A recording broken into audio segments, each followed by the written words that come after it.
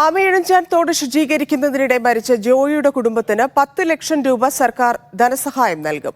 Corporation വീട് വെച്ച് നൽകാനും തീരുമാനമായി. ജോയ് മരിച്ചത് കോർപ്പറേഷന്റെ അനാസ്ഥ മൂലമെന്നാരോപിച്ച് പ്രതിപക്ഷ സംഘടനകൾ കോർപ്പറേഷനിലേക്ക് മാർച്ച് നടത്തി. റെയിൽവേക്ക് വീഴ്ച പറ്റിയെന്നാരോപിച്ച് ഡിവൈഎഫ്ഐ റെയിൽവേ സ്റ്റേഷനിലേക്ക് മാർച്ച് നടത്തി. ഇതിനിടെ റെയിൽവേയോട് വിശദീകരണം തേടി മനുഷ്യാവകാശ കമ്മീഷൻ കത്തയച്ചു. ജോയിയുടെ മരണത്തിന് കാരണം കോർപ്പറേഷന്റെ അനാസ്ഥയാണെന്നാരോപിച്ച് യൂത്ത് ലീഗ് പ്രവർത്തകർ നടത്തിയ പ്രതിഷേധം സംഘർഷത്തിൽ കലാശിച്ചു. കോർപ്പറേഷൻ ഓഫീസിനുള്ളിൽ പ്രവേശിക്കാൻ ശ്രമിച്ച പ്രവർത്തകരെ പോലീസ് ബലം പ്രയോഗിച്ച് അറസ്റ്റ് ചെയ്തു നീക്കി.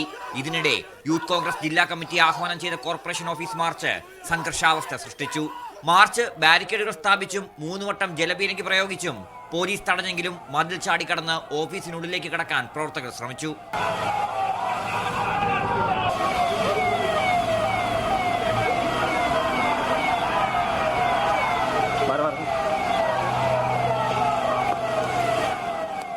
കോർപ്പറേഷന്റെ അനാസ്ഥ ആരോപിച്ച് ബി.ജെ.പി. കൗൺസിലർമാർ മേയറുടെ ഓഫീസ് ഉപരോധിച്ചു. പ്രതിഷേധം നടക്കുന്നതിനിടെയായിരുന്നു ജോയിയുടെ കുടുംബത്തിന് 10 ലക്ഷം രൂപ നൽകുമെന്ന സർക്കാരിന്റെ തീരുമാനവും വീട് വെച്ച് നൽകുമെന്നുള്ള മേയർ ആര്യ രാജേന്ദ്രന്റെ പ്രഖ്യാപനവും വന്നത്.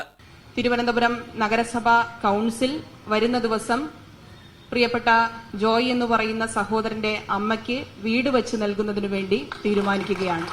ജോയിയുടെ കുടുംബത്തിന് റെയിൽവേ 50 ലക്ഷം രൂപ നഷ്ടപരിഹാരം നൽകണമെന്നും മാലിന്യ നിർമ്മാർജ്ജനത്തിനുള്ള അനാസ്ഥ അവസാനിപ്പിക്കണമെന്നും ആവശ്യപ്പെട്ടാണ് ഡിവൈഎഫ്ഐ റെയിൽവേ സ്റ്റേഷനിലേക്ക് മാർച്ച് നടത്തിയത്.